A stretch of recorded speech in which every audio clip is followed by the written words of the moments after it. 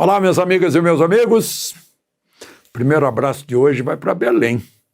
1616 foi fundada por Francisco Caldeira Castelo Branco, capitão português. Os portugueses tinham essa noção estratégica: fundar uma cidade, uma fortaleza na foz do Amazonas, para poder dominar o Amazonas.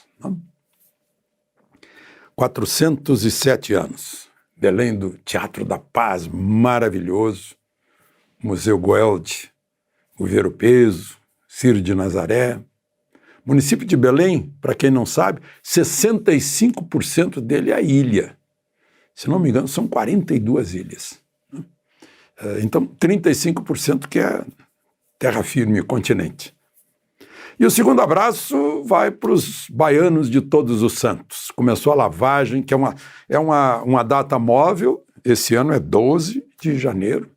Lavagem do Senhor do Bonfim começa lá na Conceição da Praia, depois o pessoal vai por 8 quilômetros até a Basílica do Senhor do Bonfim, de 1754. É um bom exercício hoje a gente pensar que está na hora de jogar água fria na cabeça e lavar bem para tirar todas aquelas ideias que a gente não consegue abrir. 180 graus, 360 graus. Não adianta a gente só se fixar num norte que a gente acaba viciado pela bússola. Vamos lá então, tem muito assunto hoje. Não esqueça de se inscrever e ao final de deixar o seu gostei ou não gostei.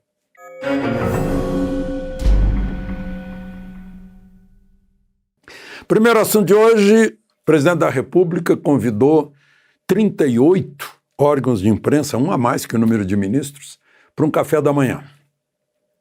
E no café da manhã ele se referiu a um assunto que a gente conversou ontem aqui, o garantia da lei e da ordem. Ele disse que não iria decretar garantia da lei e da ordem aqui para o Distrito Federal, depois dos distúrbios de domingo, porque seria transferir para um general a autoridade dele, a responsabilidade dele, e que ele não iria fazer isso. Aí ele aproveitou para dizer, eu anotei aqui, porque são palavras que têm que ser repetidas tal como ele as pronunciou, né? As Forças Armadas não são poder moderador como pensam que são.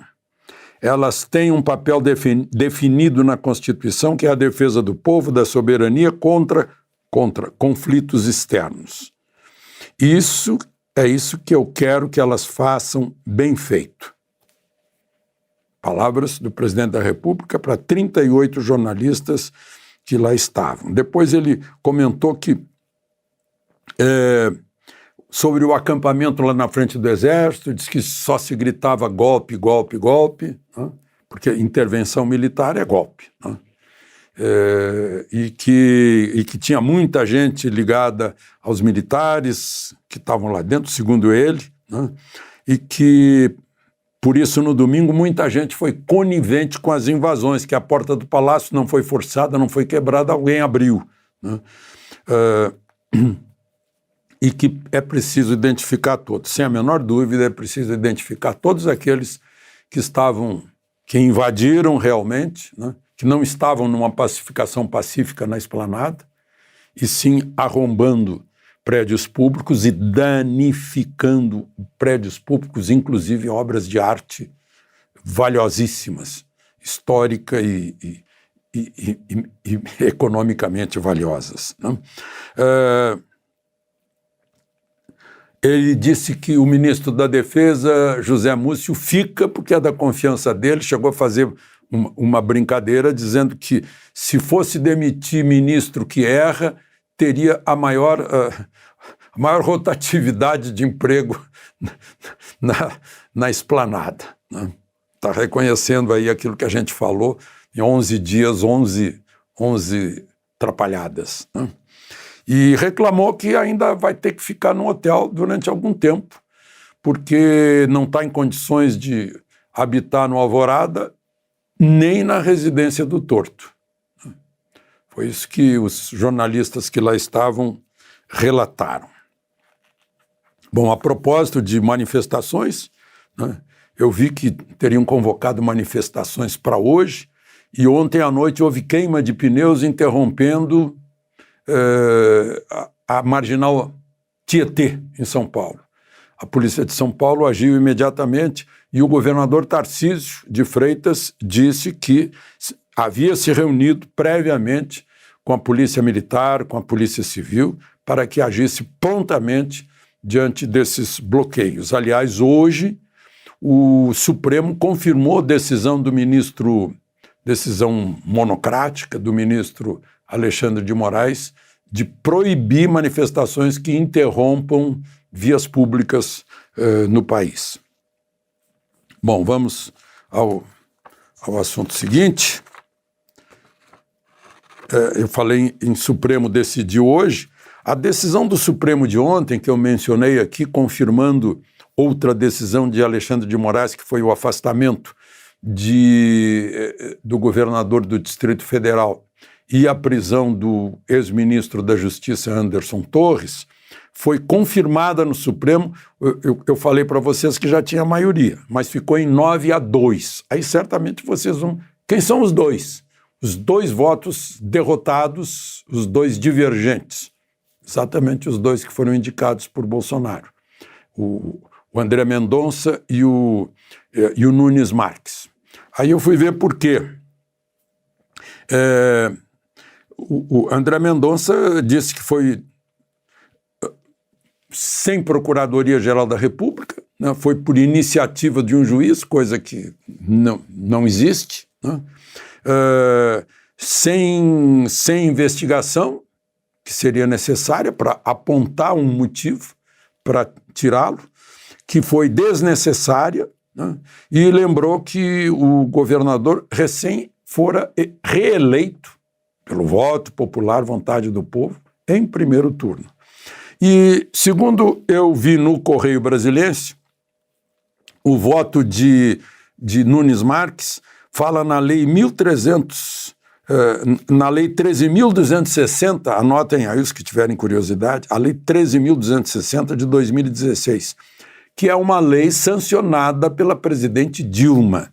Diz o Correio Brasiliense que não consta crime, atos antidemocráticos, né, que precisa de haver dolo, ou seja, intenção, porque o governador foi afastado, digamos, por omissão, suposta omissão, né, mas que tem que haver, para caracterizar como terrorismo, que o motivo seja xenofobia, discriminação ou preconceito por raça, cor, etnia e religião. Aí, claro, eu fui procurar, fui lá no Palácio do Planalto, né, no site do Planalto, para procurar a lei. A lei que é assinada pela presidente Dilma, sancionada pela presidente Dilma, define o que é terrorismo. É o artigo 2º da lei. O terrorismo consiste na prática por um ou mais indivíduos dos atos previstos neste artigo, por razões de xenofobia, discriminação ou preconceito de raça, cor, etnia e religião, quando cometidos com a finalidade de provocar terror social ou generalizado, expondo a perigo pessoa, patrimônio, a paz pública ou a incolumidade pública. Tem razão o Nunes Marques. E aí, no parágrafo 1º do artigo 2º, classifica o que são atos de terrorismo. Usar ou ameaçar, usar, transportar, guardar, portar ou trazer consigo explosivos, gases tóxicos, venenos, conteúdos biológicos, químicos, nucleares ou outros meios capazes de causar dano ou promover destruição em massa. E sabotar o funcionamento ou apoderar-se com violência, grave ameaça à pessoa ou servindo-se de mecanismos cibernéticos do controle total ou parcial, ainda que de modo temporário, de meio de comunicação ou de transporte, de portos, aeroportos, estações ferroviárias ou rodoviárias, hospitais, casas de saúde, escolas, estádios esportivos, instalações públicas ou locais onde funcionam serviços públicos essenciais, instalações de geração ou transmissão de energia, instalações militares, instalações de exploração, refino e processamento de petróleo e gás e instituições bancárias e sua rede de atendimento. Depois, atentar contra a vida ou integridade física de pessoas. E aí, no segundo parágrafo, o disposto nesse artigo não se aplica à conduta individual ou coletiva de pessoas em manifestações políticas, movimentos sociais, sindicais, religiosos, de classe ou de categoria profissional, direcionados por propósitos sociais ou reivindicatórios, visando a contestar, criticar, protestar ou apoiar, com o objetivo de defender direitos, garantias e liberdades constitucionais, sem prejuízo da tipificação penal contida em lei. Então, pelo que a gente lê, pode enquadrar, eu tenho chamado de vandalismo, né, destruição de patrimônio público, invasão de prédio, atentado contra prédios e tal. Agora, terrorismo, parece que Nunes Marques tem razão. Bom, vamos em frente. Agora eu queria fazer o balanço dos presos. Né? São 1.159 presos. O balanço atualizado, né? Entre homens e mulheres, que estão em presídio para homens e presídio para mulheres. 684 detidos idosos, doentes, mães de crianças, vão responder em liberdade por terrorismo, associação criminosa, atentado contra a democracia, golpe de Estado, perseguição e incitação ao crime. 1.843 foram detidos na Academia Nacional de Polícia Federal. 209 já haviam sido presos direto lá no presídio. Houve 433 atendimentos de saúde, 33 hospitalizados e nenhuma morte. Né? Eu estou vendo aí, está cheio de fake news aí falando em morte. Nenhuma. Né? Então parece que dá um total de 2.052 prisões. O que ganha de Ibiúna, do Congresso da UNE, que, segundo Zé Dirceu, foram 800 presos no dia 12 de outubro de 1968. Bom, eu comentei que o governador Tarcísio estava lá reprimindo a queima de pneus. Ele teve com o presidente Lula ontem, falando sobre a privatização do Porto de Santos, que foi bolada no governo Bolsonaro, né? Planejada. Lula afirmou que vai trabalhar com todos os governadores. E o ministro Rui Costa, do Gabinete Civil, dá um recado à esquerda raiz que não deve estar gostando disso, que a privatização do porto não tem dogmas, chega de dogmas. Vamos buscar o melhor modelo para cada investimento, né, para atrair a iniciativa privada. Se é a concessão, se é a privatização, se é a parceria público-privada, é o que for melhor. Né? Falando em economia, o ministro da Fazenda disse que tem uma decisão política que não é dele, que é manter a isenção sobre a gasolina depois de 28 de fevereiro ou não.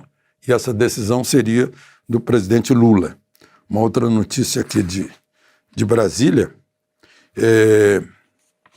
segundo a Polícia Federal, o mandado de busca e apreensão na casa do ex-ministro da Justiça, Anderson Torres, encontrou uma minuta de um decreto de estado de defesa, que é baseado no artigo 139 da Constituição, que a União pode assumir aquilo, investigar, né, aplicados simplesmente sobre o Tribunal Superior Eleitoral.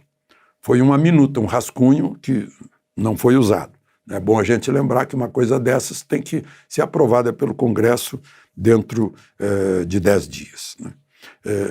Talvez depois desse encontro aqui, o presidente Bolsonaro está em dúvida se volta ou não volta. Né? Aí fica... É um problema. Estava nas mãos de Anderson, que está voltando para o Brasil e certamente vai ter que se pronunciar sobre isso. Bom, eu queria encerrar, eu comecei falando em prisão, Tem a moça aí que matou pai e mãe e agora está em liberdade, regime aberto. A Susanne von Richthofen. O pessoal me critica quando eu pronuncio bem alemão, né? Susanne von Richthofen.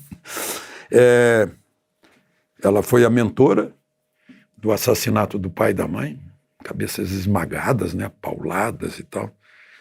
Foi presa em 2002, em 2015 estava condenada a 39 anos. Em 2015 já estava em regime semiaberto, dormindo na prisão. Agora nem dorme mais na prisão, vai dormir numa hospedaria para quem está em regime aberto, só que tem que ficar na hospedaria nas horas de folga, nos dias de folga, sai para trabalhar. São as coisas aqui do Brasil. Ela vai ficar devendo aí quase 10 anos de pena. E amanhã, gente, é sexta-feira 13. De Brasília, Alexandre Garcia.